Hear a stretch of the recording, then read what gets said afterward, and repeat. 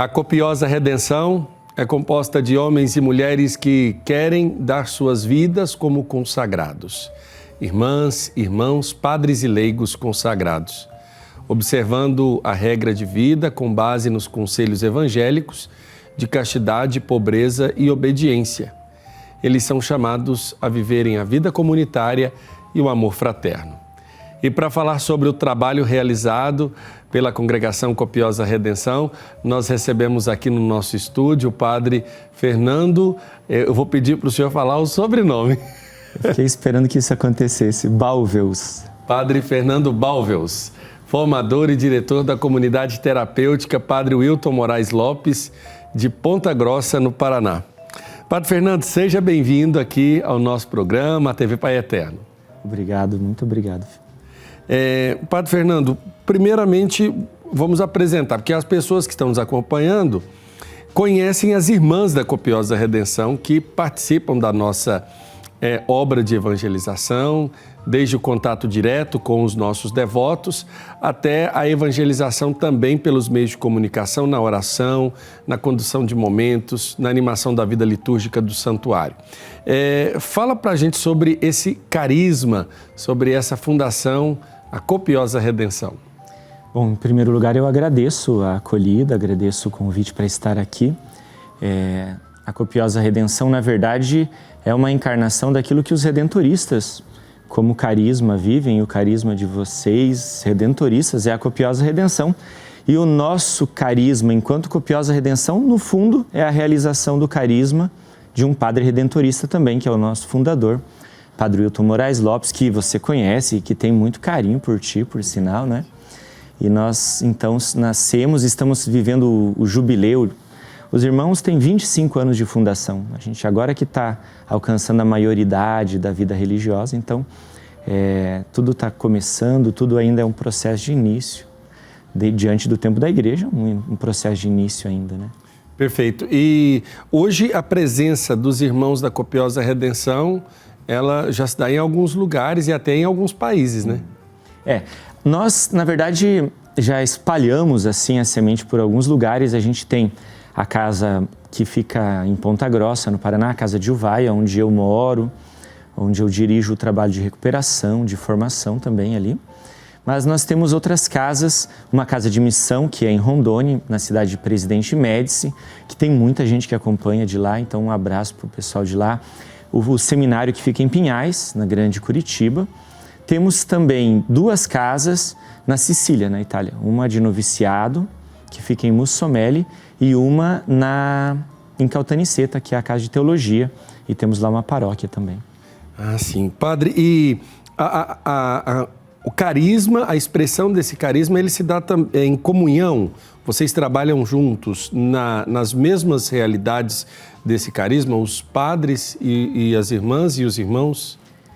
Bom, o carisma é o mesmo. Aliás, nós nascemos praticamente assim 10 anos depois da fundação das irmãs. Certo. Então, no fundo, foi uma reflexão assim que veio a partir do carisma delas na igreja. Assim. Então, tudo o que elas fazem aqui também no trabalho com vocês aqui, né?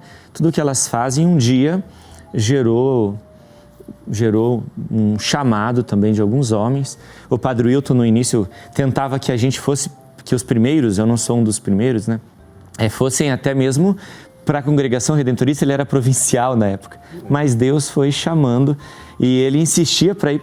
Até sabe que a gente tem uma historinha boa que eu vou contar só para você e a gente guarda esse segredo entre nós, assim. Quando os padres redentoristas chegavam lá na casa de Uvaia, então procuravam ele assim, dizia: quem é esses meninos? Aí ele falava: tudo dependente químico, tudo dependente químico. Então o seminarista passava por dependente químico, que ele ainda não tinha muito certo essa coisa. E ele foi com o tempo acolhendo, Deus foi mostrando os sinais, vieram os irmãos, vieram os padres, vieram os chamados da igreja. É o mesmo carisma, mas que se expressa cada um no seu trabalho. Por exemplo, em Médici nós temos a paróquia, que trabalha com uma recuperação de nível paroquial, trabalha com a expressão da adoração eucarística, e lá dentro da cidade tem a comunidade terapêutica das irmãs. Então, em alguns lugares nós trabalhamos em unidade, mas não todos os lugares onde as irmãs estão, ou reciprocamente os irmãos. São quantos hoje nesse ramo masculino da Copiosa Redenção? De padres nós somos isso mesmo, assim, 8. São 8 padres? São os 8 padres. Mas temos os irmãos. Já é numeroso, padre. Tem congregação que não tem isso, viu? É verdade. O pessoal pergunta, eu falo assim, ixi, é assim, ó. Mas é só isso mesmo, 8. Daí tem os irmãos, tem os seminaristas. Acho que irmãos nós temos aí uns 15 irmãos, eu não sei de número de cabeça, eu confesso que eu não sei de cabeça. Mas ao todo, assim, se juntar o pessoal da faxina e o pessoal que dirige, nós somos uns 40, assim. 40. A formação, ela começa aqui, depois ela faz uma experiência fora do país. Fala pra gente qual que é o caminho vocacional que o jovem, o rapaz que está nos acompanhando, ele deve trilhar, né? Se o projeto de Deus for esse. Então, fazendo o acompanhamento vocacional e entrando para a comunidade, o vocacionado então faz o aspirantado em Ponta Grossa, lá no Paraná, e depois do aspirantado, ele vai para filosofia, que agora, a partir desse ano, está em Pinhais. Eles estudam na FASBAN, que é a Faculdade dos Basilianos ali, junto com a maioria das congregações e dioceses daquela região. E quando terminam a filosofia, fazem um ano de pastoral, que volta muitas vezes na comunidade terapêutica, ali em Uvaia, Ponta Grossa, ou pode ir para algum lugar. Normalmente fica ali em Ponta Grossa.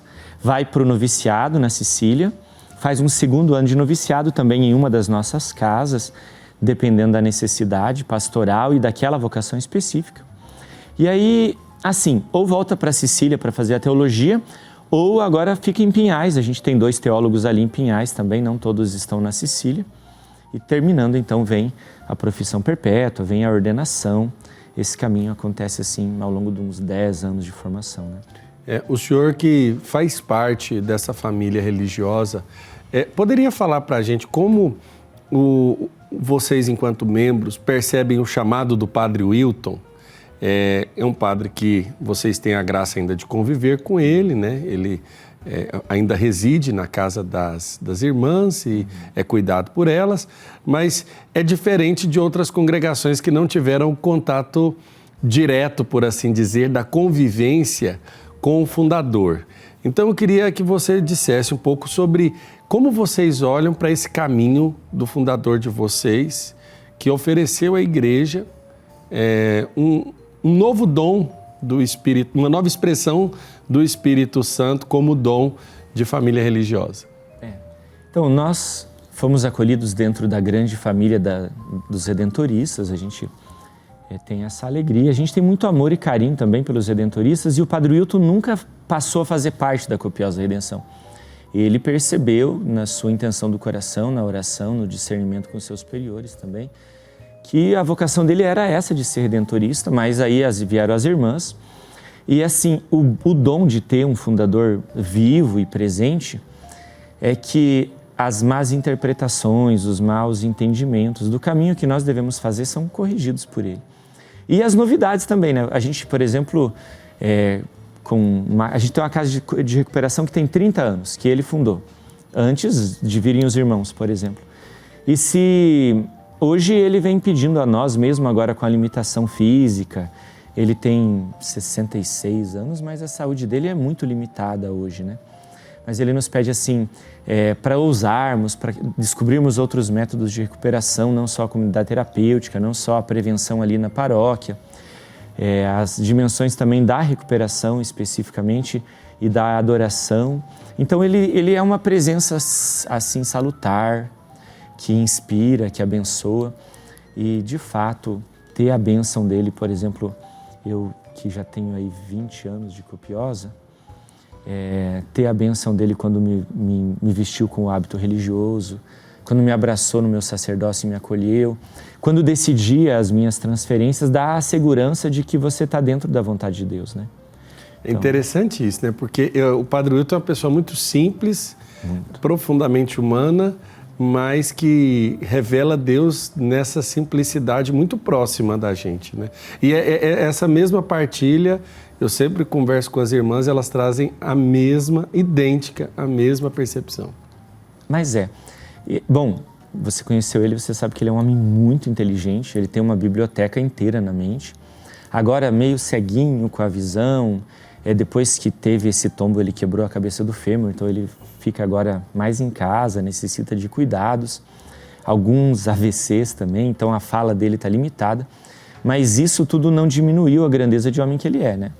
Então, a simplicidade dele, na verdade, está em ter acolhido assim, com grandeza, o que Deus pediu para ele. E, ao mesmo tempo, ter sido ousado. Eu cuido hoje de uma comunidade que é muito grande, é quase uma cidade. Eu brinco que ali eu não sou o diretor, eu sou quase prefeito já. Né? Quero ver se passar ônibus lá de tão grande, porque é uma comunidade, uma casa de retiro para umas 300 pessoas. A gente tem retiros ali constantemente, até a gente está agora esse mês de agosto com vários retiros de silêncio. Eu estou aqui, mas estou doido para chegar lá para o encontro, os retiros com a irmã Zélia, que a gente tem que fazer. E aí tem a comunidade terapêutica com 25 acolhidos, toda a estrutura que foi reformada ao período dessa pandemia e a casa de formação. Então é muito grande, muito grande. E ele é quem ousou, é ele quem foi dando esses passos, sem dinheiro, sem nada. A gente viveu sempre da providência e ele foi construindo coisas que você olha e fala, nossa, precisava de muito investimento. Tudo foi a graça de Deus, né? E como uma pessoa, como religioso, ele trouxe uma experiência. Como vocês viram, por exemplo, vocês observam o sacerdócio do Padre Wilton na experiência redentorista? Porque como o senhor consegue associar, né, o carisma da copiosa redenção é a encarnação do carisma redentorista. E quando as pessoas ouvem falar copiosa redenção, do que nós estamos falando, Padre? Então, quando eu vejo a copiosa redenção associada aos redentoristas assim também, associada à obra da igreja acontecendo hoje, eu penso essa árvore frondosa que nasceu desse grande homem, esse doutor da igreja, né? Que um homem extraordinário. Eu vejo como um broto assim de folhas verdes, de um verde claro, como quando chove, para esse tempo da igreja. A igreja que, movida pelo Espírito, sempre traz carismas novos, como a TV Pai Eterno é um carisma novo de evangelização, de missão. Como um missionário redentorista hoje entra na casa de alguém, entra aí pela televisão, pelos outros meios de comunicação. A copiosa redenção veio para ser isso, assim, uma resposta específica, num tempo específico, num lugar específico. Eu não acredito que a dependência química de álcool vá acabar tão rapidamente, mas se um dia vier a acabar, nós, como congregação, ainda temos esse chamado à adoração eucarística. Mas eu vejo, por exemplo, pela presença do Padre conosco, a gente tem o Padre Estevão, que você também conhece, sim, que já tem seus 90 e muitos anos, porque eu tenho um carinho imenso, uma amizade extraordinária, com quem eu me confesso também, né? E a gente tem ele que mora lá na Casa Geral com as irmãs, que meio que ajuda também na espiritualidade delas. A visita do provincial ali da província a que ele pertence e dos padres que sempre passam para abraçar os mais novos também, assim, para conhecer. Eu acho isso muito bonito. Eu que passei um tempo cuidando dele devido aos estudos agora ultimamente, também pude ver isso, assim. O carinho que os padres novos têm de falar, eu ouvi falar desse padre e gostaria de conhecer ele. E a clareza dele, assim, eu sou um redentorista, eu vou morrer redentorista e tudo que nasceu assim, nasce aqui diante dos meus votos como redentorista, né? É interessante porque já tivemos na história da igreja uma outra situação parecida, como um saletino que fundou os missionários da Sagrada Família, né? Que isso acontece porque Deus suscita os carismas. E hoje a copiosa redenção também ela tem essa expressão, como o senhor disse, da pregação.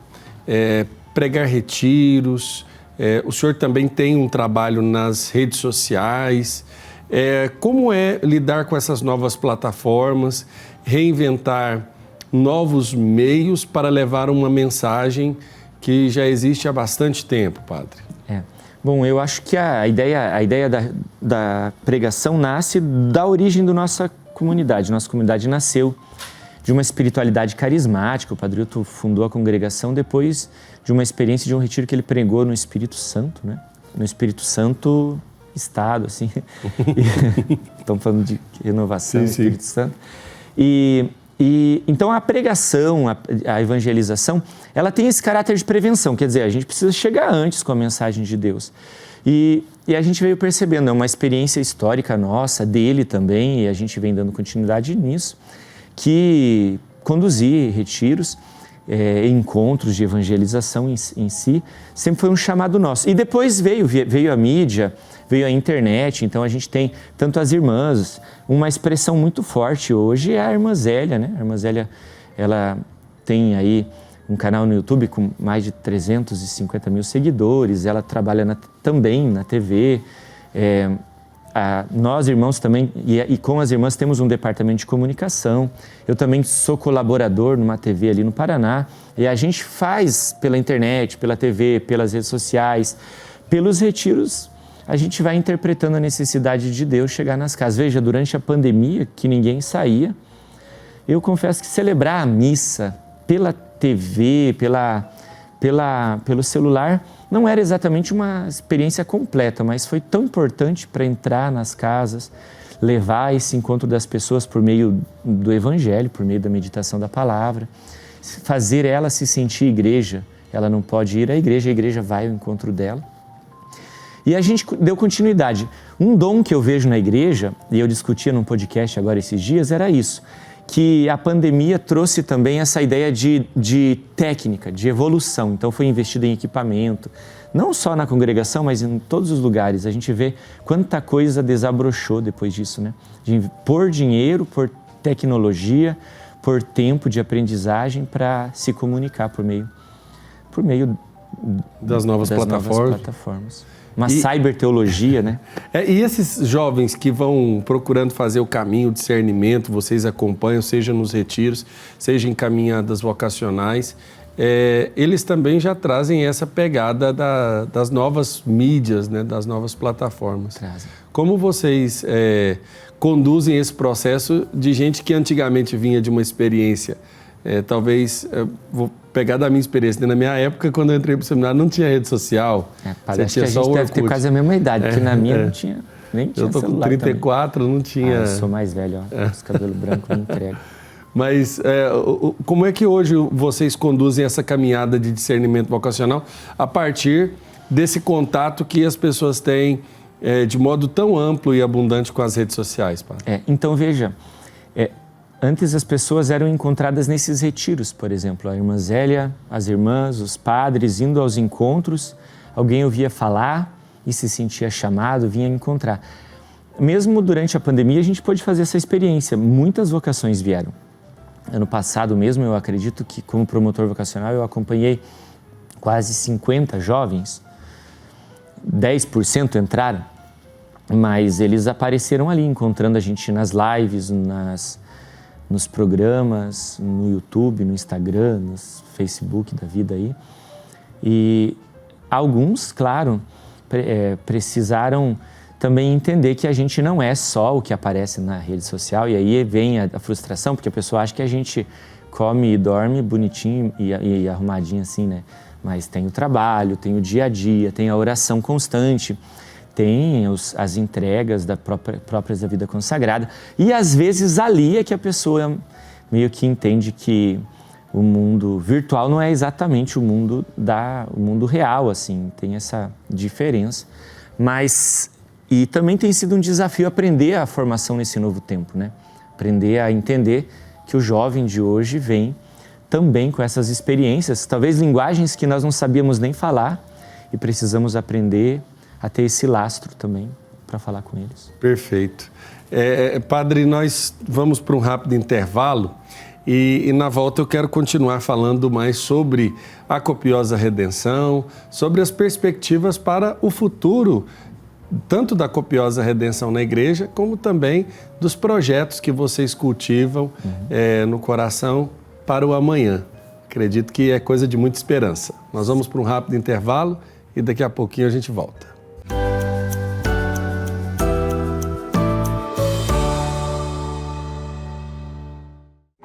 Ficou mais fácil dedicar tempo e devoção ao Divino Pai Eterno. Baixe gratuitamente o aplicativo do Pai Eterno para smartphone e tablet. E tenha com você conteúdos exclusivos do Pai Eterno 24 horas por dia. Nele você pode acompanhar as novenas do Filhos do Pai Eterno, do Perpétuo Socorro e ao Sagrado Coração de Jesus, além do Santo Terço. Basta clicar no ícone Novenas e escolher o programa e qual edição deseja assistir. Fique conectado com o Pai Eterno a qualquer hora, em qualquer lugar.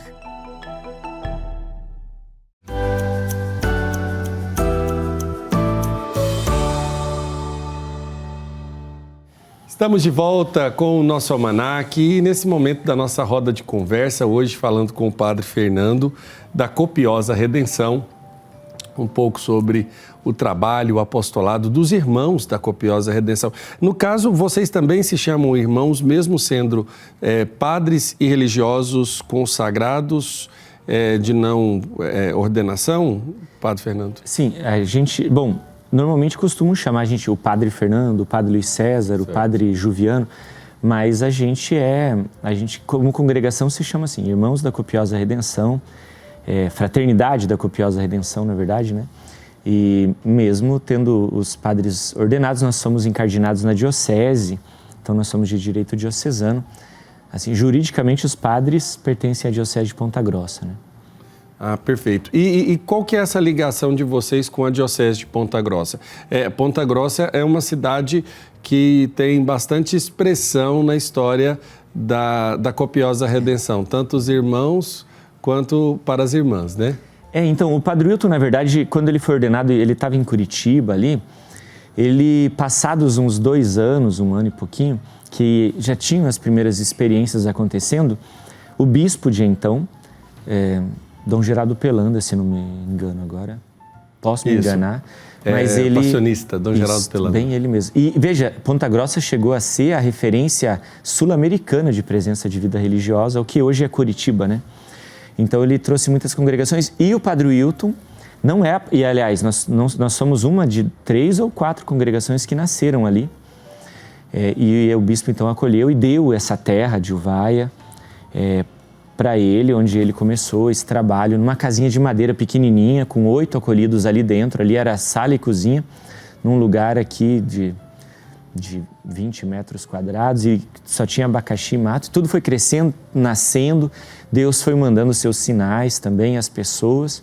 Então, ela historicamente é importante por isso. Quem nos acolheu é casa nossa, os bispos depois também e o clero diocesano e religioso foram também para nós, assim, amigos, confessores, formadores, por exemplo, os freis missionários menores, uma congregação que após o Vaticano II nasceu ali também, né? Atendiam as nossas confissões, celebravam as missas para nós quando nós não tínhamos nenhum padre. Então essa história não tem como desvincular, né? A gente precisa entender que um carisma, ele nasce e ele se realiza de maneira concreta e para nós, Ponta Grossa é isso. É uma realização concreta da nossa origem. A gente olha para as nossas raízes, lá a gente vê Ponta Grossa. É verdade. Padre Fernando, eu lembro que na história das irmãs, a história mostrava as primeiras chamadas que foram convidadas pelo Padre Wilton para fundar a Copiosa Redenção, que a gente chamava de Primeiras Flores, né? As primeiras irmãs, elas vinham de uma realidade muito diferente cada uma. No caso dos irmãos, vocês praticamente são os primeiros. Quem assim começou esse movimento ainda, os primeiros desse grupo hoje de cerca de 40 homens que seguem esse caminho da Copiosa? Então, a gente olha para as irmãs, a gente vê a irmã Ione, a irmã Ruth, a irmã Maria, as 3 primeiras flores mesmo, e elas já eram idosas, então é bem diferente mesmo, né? Elas já eram idosas e de fato agora já estão aí, elas foram promovidas a habitantes do céu já, mas nós tivemos aí, e como eu disse, a gente está celebrando 25 anos, é o nosso jubileu esse ano, nós tivemos esses primeiros irmãos que na verdade nenhum deles mais faz parte da comunidade e que chegaram, né? Teve o Pedro, o Aladim, o Aguinaldo, Dos primeiros mesmo, assim, hoje, o padre Marcelo e o padre Luiz César, que o padre Luiz César é o nosso superior geral, o padre Marcelo também faz parte do conselho, depois eu acho que já sou eu também, assim. Aí depois tem os outros que vieram mais tarde, né? Mas de todos, assim, vieram, foram. Veja, uma coisa que nasce, ela é uma experiência que não tem forma, não tem ainda, claro, não nasce num escritório, né? Então, veja, vieram os primeiros, no outro ano vieram 60, do jeito que vieram, foram tudo embora, não tinha formador, não tinha nada. Eu fiz noviciado com o padre Gustavo, que um ano antes de mim fez noviciado, nós terminamos a filosofia junto, para dar o segundo ano de noviciado dele e ele professar, para ele ser o meu mestre de noviço, para você ter uma ideia. Então, é a experiência das primeiras coisas da história, né? Padre Wilton sempre esteve perto, ele quem dava a direção, o sentido e as coisas, mas as funções... E é interessante, não foi uma direção de prender ou de tirar a inspiração e a criatividade de vocês, né? E sabe, padre, também de não dizer, é por aqui e já está resolvido. Ele dizia, vamos ir, quer dizer, vamos entrar nesse caminho, vamos dar passos, vamos ver o que tem e vamos deixar Deus fazendo a coisa. Ele sempre foi muito aberto a isso. A definição do hábito religioso, a definição das casas, quem mora onde, essa missão, vamos aceitar ela. Bom, é Deus nos pedindo por meio da sua igreja, um discernimento muito grande que ele sempre teve foi de dizer, é um bispo que nos chama, então é a igreja chamando, então a gente responde. Até meio que um critério, assim, para estarmos nos lugares, né? Hoje a gente não tem pessoas para responder a tantos chamados, graças a Deus. No coração aí de Deus e do conselho a gente já vem amadurecendo outras propostas, mas também não dá para todo ano a gente esticar um pouco o cobertor, porque ainda precisamos esperar alguns padres. Confesso que precisamos que Deus ordene alguns logo, assim, que os mais velhos já temos bastante coisa para fazer já. É verdade. E isso é próprio das congregações nascentes, né?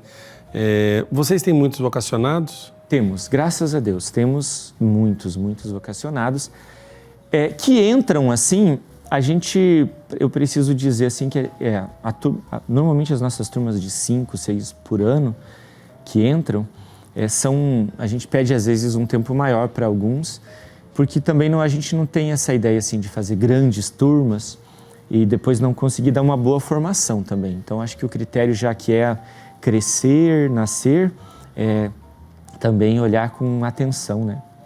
É verdade. Vocês tiveram e continuam tendo essa experiência na Itália. Eu queria que o senhor falasse um pouco do que representa essa experiência na Itália, porque eu me lembro que o padre Wilton me contava isso com muito entusiasmo, tanto da proximidade dele com o bispo de Caltanissetta, que ele falava sempre da esperança, da alegria, da possibilidade, da abertura de estudar, de se fazer uma experiência na Itália. As irmãs foram para lá primeiro em parceria com uma obra de lá, que trabalha com recuperação, trabalha em várias dimensões da caridade, e entre elas a recuperação, e as irmãs foram para lá para ajudar e aprender, porque aprender coisas novas que vêm de fora, ser capacitado era importante. As irmãs também estudavam para lá, né? E aí um dia veio essa possibilidade de também irem os irmãos. Foi o primeiro, por sinal, é o padre Luiz César, teve lá. Quando ele estava terminando, então chamaram para que eu fosse. Abriram essa possibilidade. Nesse tempo nós éramos hóspedes do seminário diocesano. E até hoje é assim, o bispo nos acolheu como um pai também. Ele nos dá a formação teológica como que um presente da diocese. Nós, em troca, oferecemos o que temos, assim, o trabalho com jovens, de prevenção, e a gente tem essa igreja chamada Santa Ágata, que foi construída até por ordem de Santo Inácio, foi construída em 1600, linda, maravilhosa, e ali ela é um grande centro eucarístico e de atenção às pessoas. Temos 2 padres ali. Depois veio a ideia de assumir uma reitoria franciscana lá dos anos 1200 e pouquinho, e aí lá é o nosso noviciado. Então a gente tem um padre, tem 4 noviços hoje lá. Então, veja, eu fui ordenado depois de fazer teologia lá, o padre Luiz César, padre Fabrício também, temos muitos estudando lá. Claro, alguns outros padres estudaram aqui também, mas deu essa possibilidade de ter um horizonte de entendimento da igreja também, mais amplo, né? E veja, nossa, nós temos tantos convites para poder abrir casas lá, de professores que foram nossos professores e que agora, por exemplo, nosso professor de História, que era o diretor do Instituto, que é o arcebispo de Siracusa. Então, tivemos muitos convites, claro, nós temos que ter a prudência também de não responder a tudo, porque mesmo que seja a vontade de Deus, a gente precisa dizer para Deus, se é a tua vontade, primeiro mande mais vocações, né? Então, eu vejo na minha vida isso, assim, como um ampliar no meu horizonte de entendimento, a capacidade de ver a igreja num todo, de amá-la mais também. Eu acho que foi um dom de Deus para a nossa pequena família. E os leigos? Qual é o espaço, qual é a possibilidade que vocês dão aos leigos de vivenciarem essa experiência de partilha do carisma e de colaboração íntima na missão? Os leigos, assim, todos eles, de uma forma ou de outra, fazem acontecer. A gente tem muitos benfeitores, nossas casas dependem muito dos benfeitores também. A gente tem equipes que nos ajudam nos retiros, mas a gente tem leigos que são chamados também a uma vida consagrada leiga, que seria uma espécie de terceira ordem. Uma espécie não, uma terceira ordem. Então, que são acompanhados por algumas irmãs, pelo padre Luiz César, por alguns de nós, e são acompanhados com formação semanal, constante. Hoje também tem esse dom da formação à distância, então um formador pode alcançar todo mundo lá nos seus lugares. Eles fazem uma especial consagração também, e daí são chamados de acordo com a sua própria vida e no lugar onde a copiosa redenção está acontecendo ali perto deles, a servir também nas muitas formas de missão. Então a gente tem médico, a gente tem músicos, a gente tem pregadores, a gente tem gente que vai lá para ajudar no que precisa, enfim, a gente tem essa presença. E é uma riqueza de Deus, é um dom de Deus, eu agradeço a Deus por chamá-los também. No Brasil inteiro, na Sicília, a gente também tem pessoas assim, fazendo esse caminho, e enriquece. Eu acho que o ser igreja hoje, depois do Vaticano II, que trouxe essa ideia ampla da missão, assim, que traz também o leigo para dentro da nossa vida, veio como mais luz na escuridão do mundo, né? E para o futuro, Padre, quais são as esperanças que a Copiosa Redenção ela traz no coração de seus membros e que vocês já sonham, já partilham a partir de projetos para o futuro? Então a gente está agora indo para o final do primeiro governo após a fundação, né? O primeiro governo formado por um capítulo geral. Então, acho que mais 1 ano e meio a gente está terminando esse governo. A ideia era botar em dia, então, tudo aquilo que significava a identidade da nossa vida, constituições, organizações, documentações, essas coisas são importantes. E agora o nosso futuro, o nosso sonho é exatamente isso. Primeiro, criar corpo, crescer, amadurecer na humildade, na oração, no entendimento do que a igreja pede de nós. Formar essas vocações e formando os irmãos e os padres para que possam juntos assumir essas missões que também somos chamados já a assumir. E também, com certeza, eu penso que caminhar em unidade com as irmãs, caminhar em unidade com as dioceses onde estamos, caminhar com as famílias religiosas que nos são muito próximas, entre elas, em especial, a família redentorista, mais uma vez, né? Perfeito. Padre Fernando, eu quero agradecer, mas antes da gente terminar a nossa entrevista, o senhor dar a sua palavra final, eu queria que o senhor também deixasse um chamado para os jovens que estão nos acompanhando. Como eles podem entrar em contato com vocês para fazer um caminho de discernimento, para procurar, então, discernir o caminho vocacional junto à Copiosa Redenção? Eu faço esse convite tanto para os homens como para as mulheres também, que quiserem conhecer a Copiosa Redenção. Você pode, hoje é mais fácil, a gente não dá o telefone, graças a Deus, né? Porque senão não para de tocar mais, né? Mas a gente dá as redes sociais. Então você pode procurar lá no Instagram, por exemplo, @Copiosa Redenção, @Copiosa_irmãos, que é a do ramo masculino. Você pode colocar Copiosa Vocacional, por exemplo, nas redes sociais, você vai nos encontrar.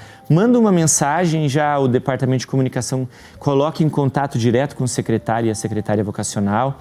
você pode me procurar. Padre Fernando, eu queria entender um pouquinho mais sobre isso. Daí eu já faço um merchan também da minha rede social, que também a gente não é bobo, né? Qual que é a rede social do a senhor? Minha, eu tô no Instagram, é assim, PE de padre, né? PE Fernando _CR. PE Fernando _CR. E quer conhecer a obra? Entra lá no YouTube, procura Copiosa Redenção, tem o canal do YouTube lá. Nós temos muito material interessante e fazemos um trabalho, eu acho que assim, digno daquilo que Deus nos pede também. Que beleza. Padre Fernando, muito obrigado pela oportunidade da nossa conversa, né? Já de muito tempo eu gostaria de entrevistá-lo aqui no nosso programa, de trazê-lo. Tenho um carinho muito grande pelo Padre Wilton, como o senhor bem disse, mas em especial pelos frutos do Padre Wilton, né? Que são frutos de muito valor e de santidade para a vida da igreja, como as irmãs, como os irmãos, que são exemplos para todos nós. Muito obrigado, Deus o abençoe e sempre que vier, seja bem-vindo. Gratidão, gratidão por esse amor e carinho que vocês dedicam às nossas irmãs que estão aqui também, como dedicam a todas de maneira muito especial. E também, assim, a nossa casa está sempre aberta, né? A casa é sempre uma casa para todos e um irmão redentorista é como receber um padre, um irmão redentorista é como receber um irmão mais velho. A gente tem esse entendimento muito profundo, assim, da importância de vocês na nossa vida. E eu tenho um carinho muito grande também por muitos que a gente tem amizade. Um abraço e Deus abençoe. Deus abençoe também. Padre Fernando, ele que é sacerdote da Copiosa Redenção, lá no Paraná.